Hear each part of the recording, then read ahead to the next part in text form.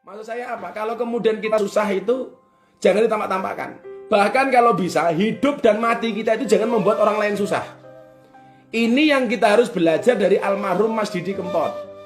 Almarhum itu hidupnya membuat senang orang sampai muncul sobat ambiar, set boss, set boy, set girl. Sekian juta orang tersenangkan, terbahagiakan dengan lagu-lagu beliau. Dan luar biasanya apa? Begitu beliau meninggal, tidak membuat susah siapapun. Insyaallah. Saya punya cita-cita yang sama. Saya bisa meninggal kayak Mas Didi Kempot. Artinya apa? Tidak membuat susah orang lain. Kan kadang-kadang ada itu kan. Orang itu kalau mati membuat susah orang lain. Wes uripe ra tau nyenengke wong, matine gawe susah wong. Kuwi lak cilaka kuadrat itu. Makanya ketika saya ditanya sama wartawan, bagaimana menurut Gus Miftah meninggalnya Mas Didi Kempot? Satu, saya sangat kehilangan. Dengan cara meninggal beliau seperti itu, saya meyakini beliau itu adalah orang baik. Ciri-ciri orang baik itu kalau meninggal tidak membuat repot. Bagaimana kemudian beliau itu orang yang sangat sederhana. Saya terakhir beliau 2 kali ngaji ke pondok. Barangkali Anda bisa lihat di YouTube itu. Beliau itu ketika datang ke pondok, jamaah banyak ribuan seperti itu. Cuman di depan rumah, beliau bilang sama santri saya minta kopi, saya minta teh gitu. Itu yang melayani jamaah kita panitia pengajian namanya Pak Wiratno. Itu yang buatin kopi. Beliau duduk kelekaran di depan itu loh, di tiker itu loh. Melayani orang-orang minta foto, ya Allah. Melayani orang minta foto, Mas almarhum Mas Didi Kempot. Akhirnya beliau manggung di sini sama saya ngaji di pondok di depan masjid ini. Ketika kemudian waktu itu pemberitaan saya dengan Mas Didi Corbuzier sangat-sangat kenceng, beliau telepon saya sebulan sebelum beliau viral kembali ini ya. Beliau udah orang terkenal dari dulu. Tapi yang namanya orang kerja itu kan kadang-kadang ngadain, ada agak turun macam-macam. Beliau telepon saya, Gus Miftah. Nggih Kang Mas, saya manggil beliau Kang Mas. Kang Mas, tumbok kula didongake melu-melu viral kaya jenengan supaya saya banyak tanggapan. Nggih Kang Mas, jenengan kula dongake muga-muga jenengan kondang, bahkan luwih kondang daripada saya, luwih hebat daripada saya. Nggih Gus itu. Dan sebulan kemudian sampai hari ini yang Anda lihat begitu luar biasa. Maka begitu manggung di Ponorogo beliau bilang, "Terima kasih ya Gus, kemarin mendoakan saya." Walaupun saya yakin itu doa semua orang yang akhirnya membuat beliau seperti itu. Dan yang luar biasa, begitu beliau hidup beliau berubah, ratusan tanggapan dengan sekian banyak waktu yang beliau habiskan untuk menghibur orang. Beliau tidak sombong, beliau tidak berubah, hidupnya tetap sederhana, beliau humble. Subhanallah. Ini orang-orang yang luar biasa. Dan meninggalnya sama-sama kita tahu. Saya di chat sama Mbak Ian, istri beliau. Sahur itu masih membangunkan saya, Gus. Dek, tangi, anak-anak diajak sahur, lendo ayo sahur. Dan kalimat itu masih diingat betul sama istrinya. Ternyata pagi hari itu beliau sesak nafas, kemudian dibawa ke rumah sakit, sudah dalam pelukan Mbak Ian ini karena beliau sudah tidak sadar diri. Di rumah sakit 15 menit beliau dipanggil oleh Allah Subhanahu wa taala. Ternyata Allah lebih menyayangi Mas Didi Kempot. Masya Allah. Setiap kali saya ditanya sama wartawan, pernah nggak Mas Didi Kempot itu mengeluh sama Gus Miftah atas sakitnya? Wallah, beliau itu nggak pernah sambat tentang sakitnya.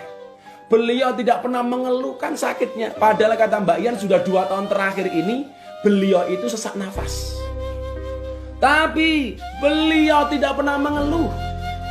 Ketika saya meyakini kenapa Mas Didi Kempot tidak pernah mau mengeluh. Beliau tidak mau merepotkan orang lain. Beliau tidak pernah mau menyusahkan orang lain. Kadang-kadang beliau menerima job itu karena tidak enak membuat kecewa orang lain. Masya Allah. Sebenarnya beliau tahu bahwa beliau itu capek, lelah. Tapi karena beliau tidak berani mengecewakan orang lain, akhirnya job-job itu diterima. Kayak nggak kenal lelah. Dan bagaimana kemudian kebaikan-kebaikan yang diberikan oleh almarhum, sama-sama kita tahu. Donasi di Kompas TV. Berapa kemudian ketika beliau menggalang donasi, uang yang dihasilkan? Masya Allah 7,3 miliar dalam hanya waktu sekian jam. Lah Miftah ora iso kaya ngono. Wong kowe nonton aku mau gratisan kok, iso tuku kuotae pas-pasan kok. Arepe miliaran itu. Mas Didi Kempot bisa memberikan donasi 7,3 miliar. Itu yang hanya di Kompas TV, belum di tempat-tempat lain, belum di acara-acara lain. Kalau Allah memanggil dengan cara yang indah, dengan cara yang menyenangkan, kematian yang tidak menyusahkan, kematian yang tidak merepotkan. Kenapa? Karena beliau adalah orang yang sangat dermawan.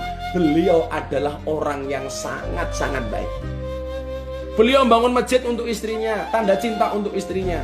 Maka hari ini kemudian kalau ada orang mempertanyakan agama Mas Didi Kempot, apalagi ada orang yang nyebar hoak, ada foto di dalam peti menggunakan jas, menggunakan dasi disebar, katanya itu almarhum Didi Kempot. Naudzubillah min dzalik. Saya sampaikan malam hari ini, tolong yang nyebar foto itu Anda tobat, itu hoak. Mas Didi Kempot dari rumah sakit dibawa pulang, begitu nyampe rumah beliau disolatkan, dibacakan yasin, dibacakan tahlil, sampai pemakamannya, kain kafannya semuanya menggunakan syariat Islam. Maka ini saya marah kepada yang membuat hoak itu. Kenapa Anda membuat hoak? Orang sudah mati masih kamu fitnah. Itu bukan jenazahnya Mas Didi Kempot yang menggunakan dasi, yang menggunakan baju di dalam peti. Sekali lagi, ini orang-orang yang masih cerewet saja. Saya jawab, itu bukan jenazah almarhum. Beliau dikafani secara muslim, secara Islam, disolatkan secara Islam, didoakan secara Islam, dan dikuburkan secara Islam. Jangan lagi diperdebatkan. Bahkan hari ini saya malu. Saya tadi sudah minta izin sama istrinya. Mbak, mohon maaf. Ini kan ada orang mengatakan Mas Didi Kempot itu mu'alaf dari tahun 1997. Saya bilang, kayak kemarin podcastan saya sama Mas Didi Corbuzier juga di YouTube hari ini yang tayang. Saya bilang mu'alaf dari 1997. Istrinya Mbak Ian tadi bilang sama saya, sebenarnya Gus, Papa itu Islam dari lahir. Beliau sudah menjadi seorang muslim dari lahir. Ya Allah. Maka kebaikan-kebaikan beliau ini yang perlu kita contoh. Manggung sama saya terakhir kali di Kendal, di tempatnya Mbah Din. Mbah Din ketika resepsinya Gus Alamuddin. Saya masih satu panggung sekitar 2 bulan yang lalu lah, 2 bulan sebelum Ramadan, 2 bulan sebelum Ramadan. Mas Didi Kempot bilang sama saya berbisik, "Api ya Gus ya, sobat ambyar versus santri ambyar. Doakan ya Gus, secepatnya saya akan main ke pondok lagi, mau ngaji sama Gus Miftah lagi. Saya besok pengen umroh bareng Gus Miftah." Tapi ternyata takdir berkehendak lain. Allah lebih sayang kepada Mas Didi Kempot. Jadi kawan-kawan ya, please lah, soal agama Mas Didi Kempot ini tolong anda jangan fitnah beliau.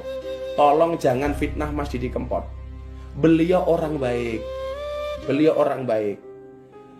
Udahlah, kita doakan saja itu, kita doakan saja. Enggak semua orang mempunyai potensi seperti Mas Didi Kempot, tapi kita sebenarnya punya kesempatan yang sama. Beliau membahagiakan sekian banyak orang, dan beliau orang dermawan. Kehidupan beliau ketika jadi orang sukses tidak berubah. Sayang kepada anak dan istrinya. Setiap kali dia minta tolong sama krunya, minta diambilkan air mineral, begitu diambil dibukakan, Mas Didi Kempot pasti mengucapkan terima kasih ya. Itu sederhana loh. Sederhana banget, sangat-sangat sederhana. Maka kawan-kawan, kita yang cepat atau lambat akan menyusul kepergian Mas Didi Kempot, akan menyusul beliau ketemu dengan Allah Subhanahu wa taala. Yuk, kajian Wasiatul Mustafa malam hari ini, kita jaga sholatnya. Kita jaga sholatnya. Sekian banyak orang yang meninggal dunia hari ini minta sama Allah supaya dikembalikan di dunia. Untuk apa? Untuk kembali bersujud. Tetapi kesempatan itu sudah tidak ada. Maka Ramadan ini jangan kemudian kita sia-siakan. Jangan pernah kamu tinggalkan sholatmu. Aku elak nganti wani ninggal sholatmu. Pertanyaanmu, gajimu ki piro? Kowe iki dibayar piro kok wani ninggal sholatmu? Please deh, rungokno kupingmu. Wih, sing nderek ngaji sama Abah, mbok Alkintilia, mbok sahabat Gus Miftah, mbok pengajian Gus Miftah. Please anak-anakku, jangan pernah tinggalkan sholatmu. Tambahi dengan sholat malamnya. Karena orang-orang yang sholat malam ini insya Allah wajahnya akan dibaguskan oleh Allah Subhanahu wa taala. Ya. Mila wis rupa-rupa rada elek ya santai wae, wudu sholat insyaallah. Kamu kalau wajahnya jelek jangan takut untuk mencintai.